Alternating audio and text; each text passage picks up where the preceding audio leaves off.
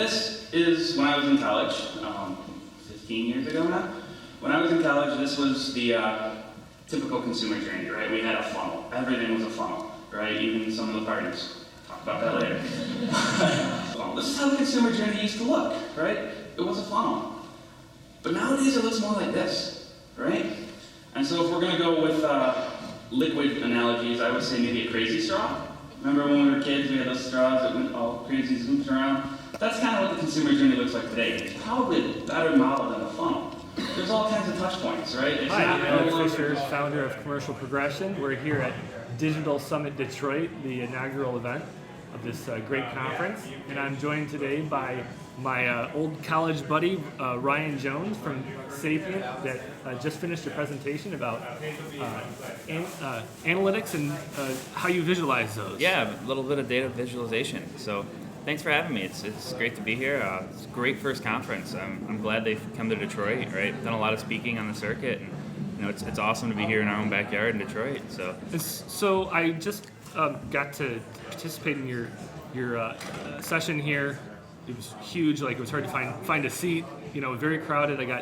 I asked a couple people afterwards. They said they really enjoyed it. It was one of the best sessions they'd seen here.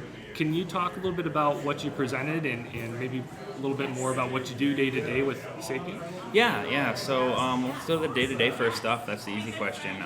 So I manage the search team at Sapient across several offices, a bunch of international, right? So we've got people in Detroit, Toronto, Chicago, Miami, New York, India, right? Everywhere, the global search team. So I'm one of the 3 managers that leads up that team, working on a lot of huge, Fortune 500 clients, big stuff.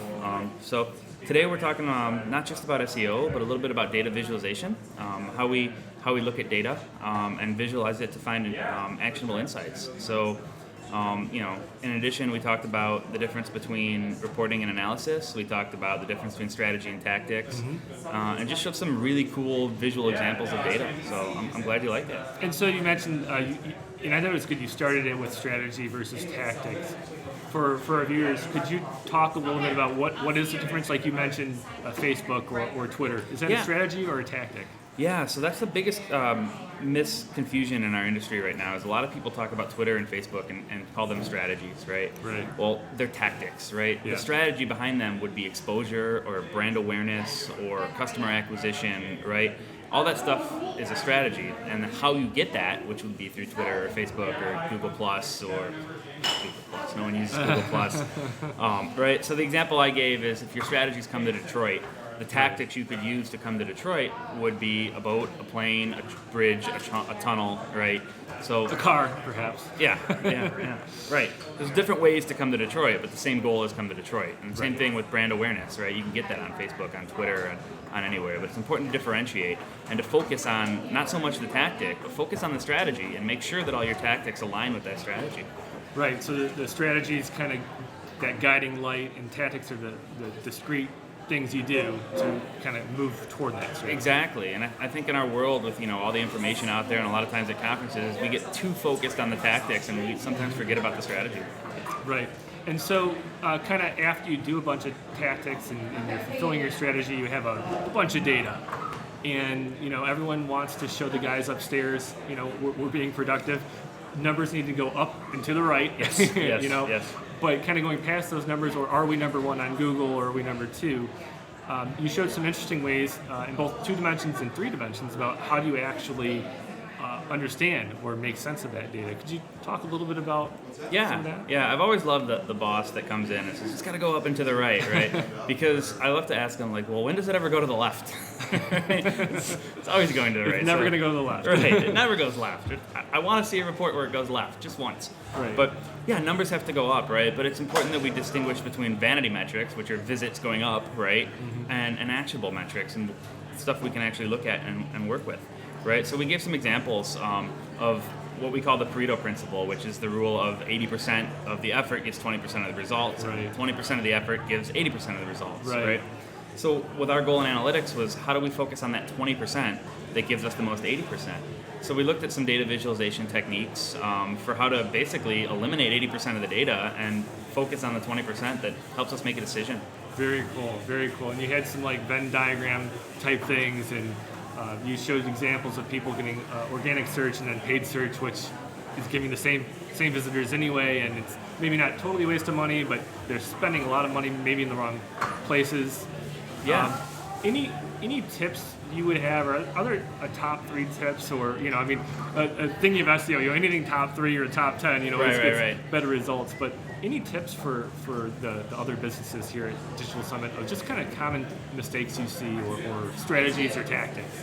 Yeah. So we're looking for the top 3 actionable tips you'll never believe were discovered by a housewife. Right. Okay. Click now. Okay. Yeah. So I'm going to break the first tip into 3s, right? It's what we called in the presentation, we talked about the 3 whats, right? So whenever we're talking about anything, I use the 3 whats to explain it. What is it? What does it mean? And what are we going to do about it? Right? So that's tip number 1. Tip number 2 is, let's see, what's a good number tip? Maybe that is 3 tips.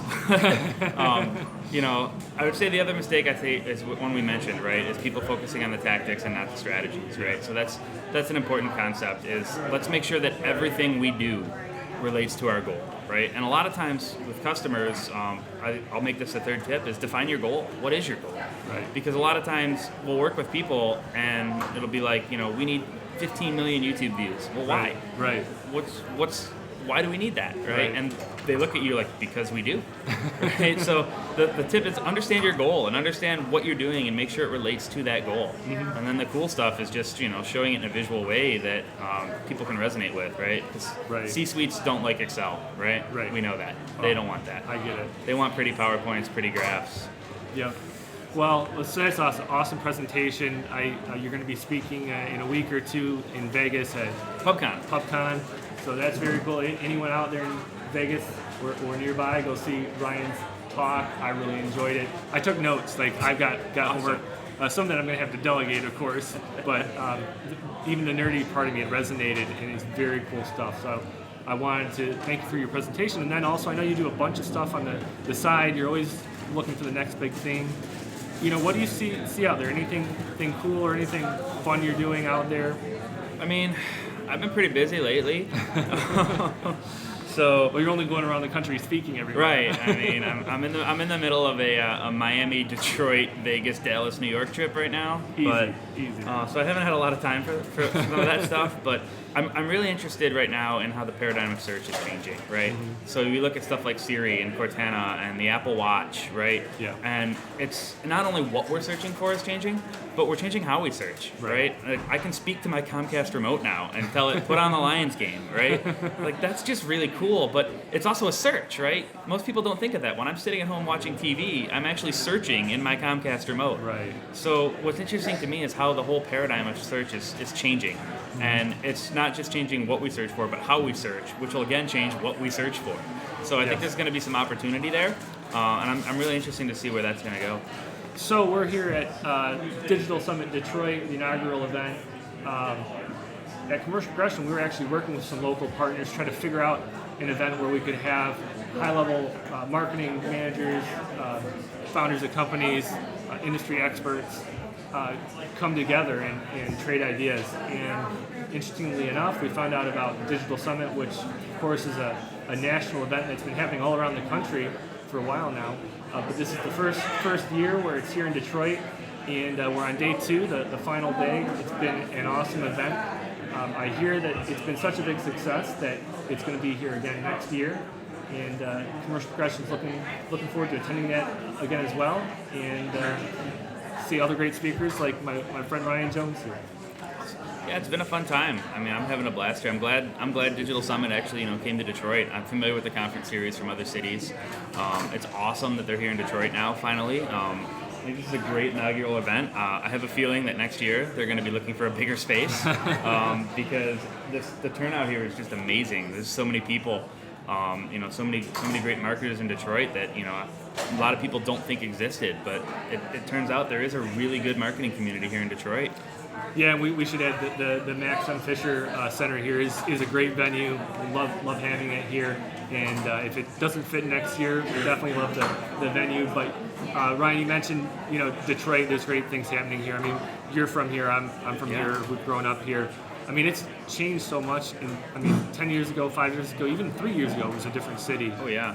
I mean, what have you seen down here, aside from Woodward's all tore up with public transportation in Motor City? Right. Who would have thunk it, right? That we were going to get public transportation.